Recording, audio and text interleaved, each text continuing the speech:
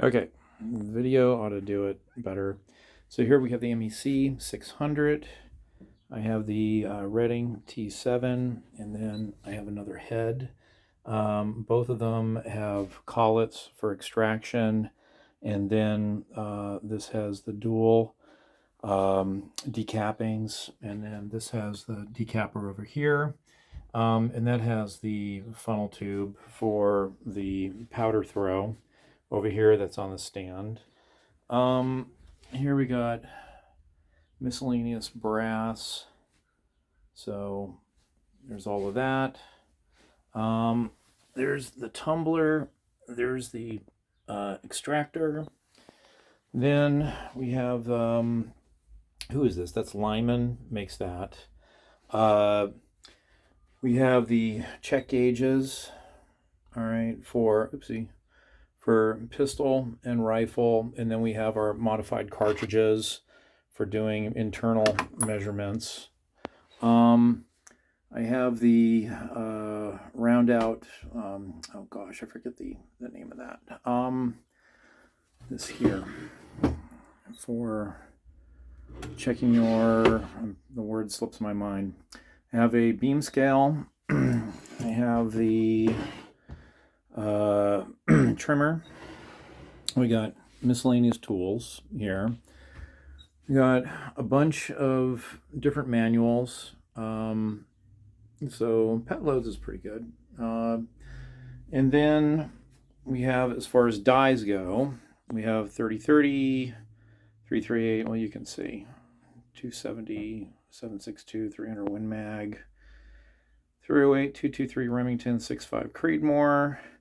And then we have the 9mm die set. It's never been used, actually. 357, 38, and then a powder checker that I like to use. Here, the throw accessories, Hornady headspace, gauge bushings, Hornady comparator inserts.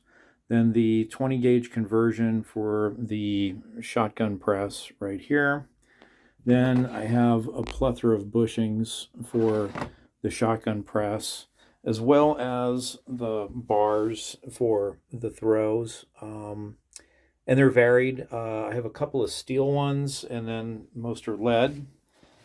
Then I have shotgun wads here, and then miscellaneous shotgun felts, what have you. Then I have a whole bunch of lead here. Lead and steel, and then nickel-plated lead.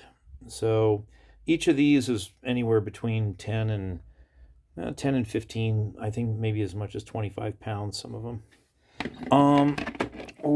As far as powders go, so we'll just go down the line here. 338, 4064. I got Varget, 3 pounds of Varget. This one's open, but not that used.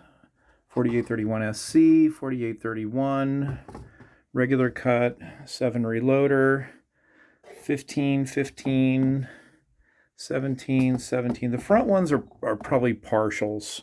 22. Then here, 380, 3031. I got, 2.5 pounds. Clays, reloader 19. Steel, 800X, 700X. I got 2 of those. Little CFE, that's a brand new one. 296 ball. I've got 2.5 because one of them's open. Then I have Accurate number 2, number 9, H110's never been open. The black powder I'll hang on to because I have a muzzle loader. Then over here with bullet casting, I have to kind of work around the ham radio that's sitting here. But that's the pot. You can have that. The punches. So we have what are called top punches that you put on top of the bullet. Then we have the lube sizer gauges.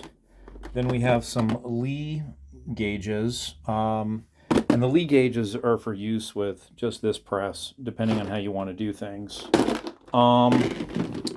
There's the various bullet molds ranging from 9mm to 38 to 45, and then double odd shot and a musket ball one.